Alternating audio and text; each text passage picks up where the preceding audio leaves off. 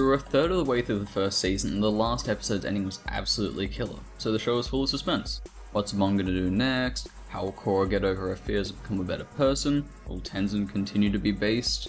All of these questions and more will not be answered because we now arrive at a totally pointless filler episode focused entirely on probe ending. If the idea of probe ending wasn't boring enough, an entire episode dedicated to it that's entirely irrelevant to the plot concerning Amon is even worse, considering the relationship bullshit also shoehorned in.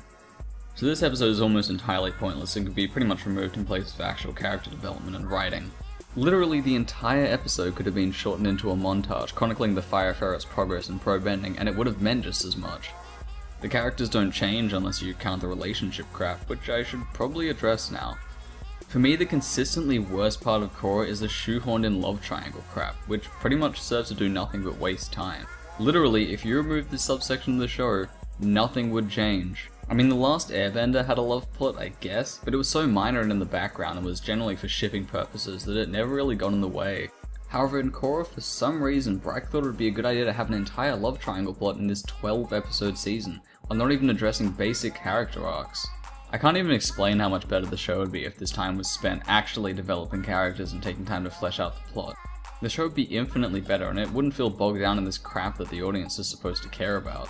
Why would I care about these characters that I barely know and often act like assholes? I mean, it isn't even related to the plot at all and has no effect on it, so I have even less reason to be invested in it.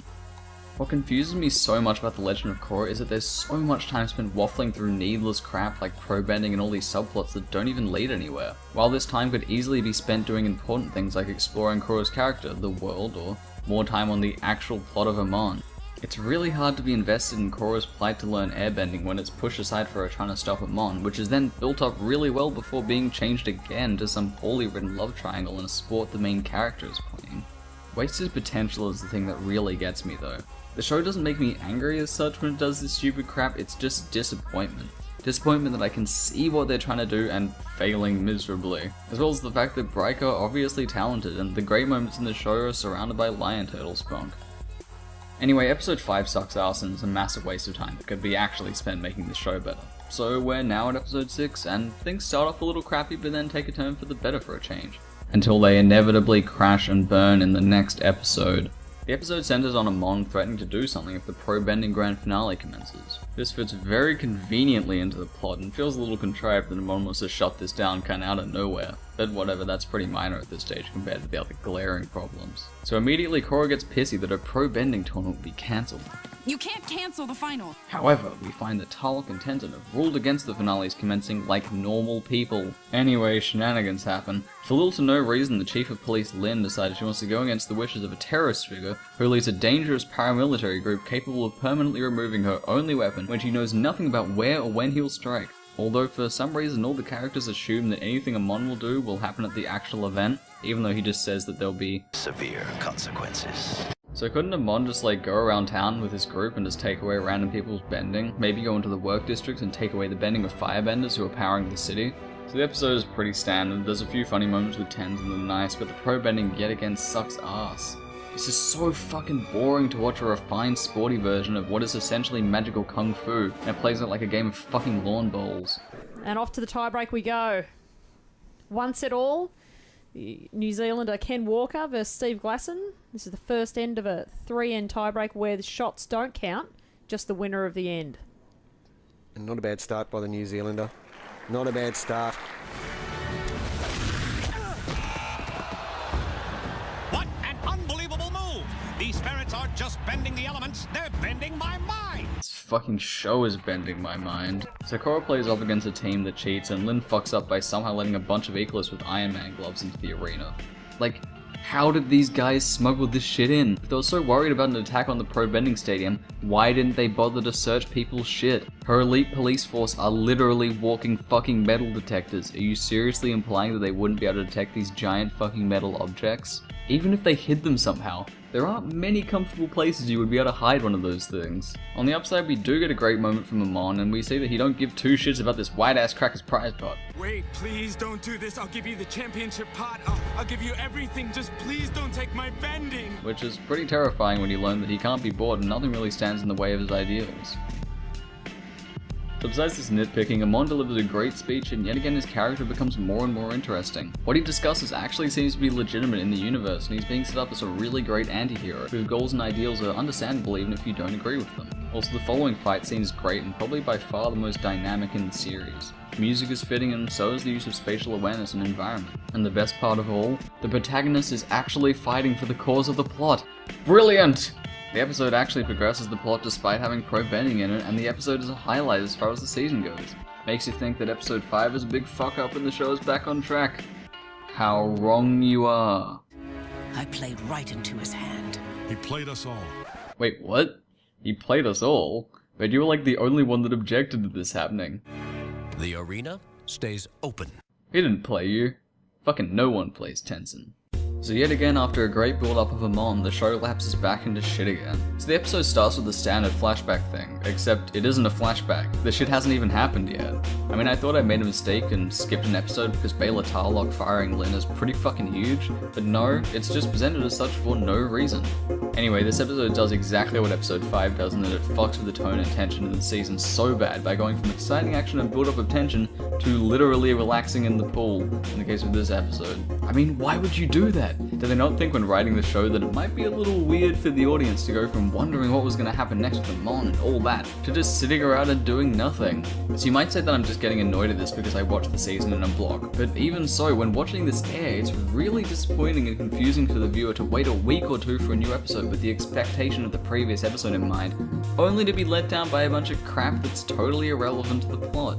So I should probably explain myself a little bit with this episode, considering you probably would have forgotten it if you've seen the series. The episode is kind of about the aftermath of Amon's attack, well, for about 5 minutes before half the episode's attention goes to the gang just hanging out at Asami's house. So eventually the plot leads into Korra finding out that Sato is helping the Equalists, but not before a bunch more relationship stuff gets in the way and Asami having some time devoted to her character. So I complain about character development in arcs a lot, especially with Korra's character, so in this case me complaining about someone actually getting time devoted to their character might seem a little weird. The reason this confuses me is that the show pretty much spends all of its time developing characters in the wrong places. In this season, Tenzin has an arc and Asami has a mini arc. Even the bending champion guy has a character arc. Everyone except Korra, Mako, and Bolin have time devoted to them. The Legend of Korra just has a ridiculous amount of recurring side characters and main characters, especially for the length of the season. I mean, look at the last Airbender's characters in the first season, which by the way was more than double the length of Korra's first season. I mean, you have Aang, Sokka, Katara who are the main characters, and Zuko, Iroh, and Zhao for some part as the other recurring characters. Then in season 2 more characters introduced, but really the focus is on these 3 people for the greatest part of the first season.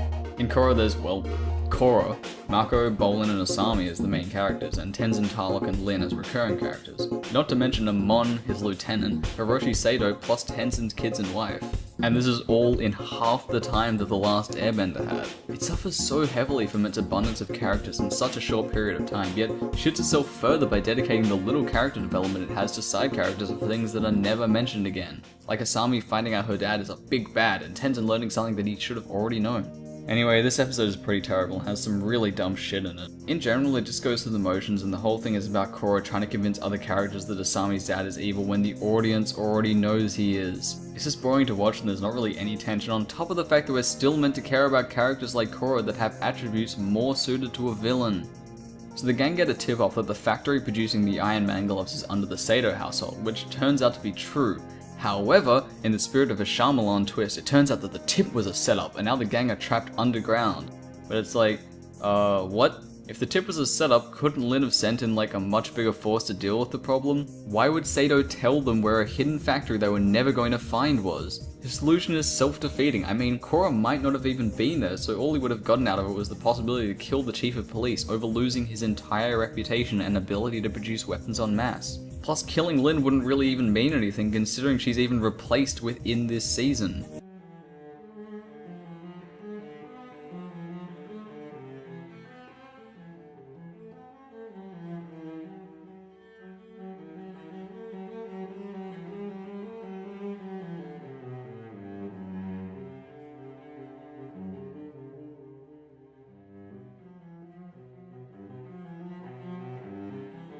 So episode 8 comes around and it's not as bad as the last episode, but it's still pretty weak. Tarlok becomes stupid for the sake of the plot, and yet again Bryke managed to squander some great ideas with dumb shit. Like, if stuff was tweaked minorly in Korra, it would go from maybe a 5 out of 10 to a 6 or a 7 for most of the episodes, possibly even an 8 or 9 in some cases.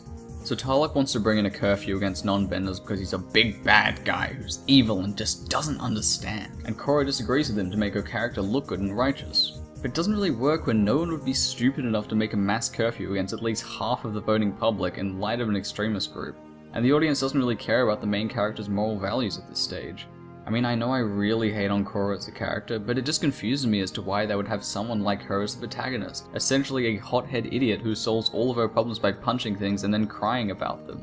In the case of this series, I would be more interested to see Amon win because at least he's interesting and calculating with ideals that actually make sense. So I'm going to go through this episode pretty quickly because I want to get to the finale. So Tarlok does stupid shit that makes him evil, even though in reality anyone with a brain wouldn't do this, especially to other people of the council who are apparently agreeing with him. Korra also decides that everything must be solved by punching things or throwing big rocks at bad guys. Korra calls Tarlok out and being a homophobe by oppressing benders. They have a fight where Korra punches ice out of the air, which I find utterly hilarious, and it's eventually revealed that Tarlok is a super bloodbender.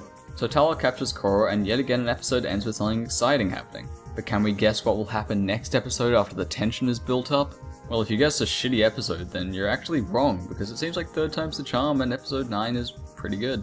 Like, best of the season good, and something that I would actually watch opposed to quite a few of the episodes I've discussed.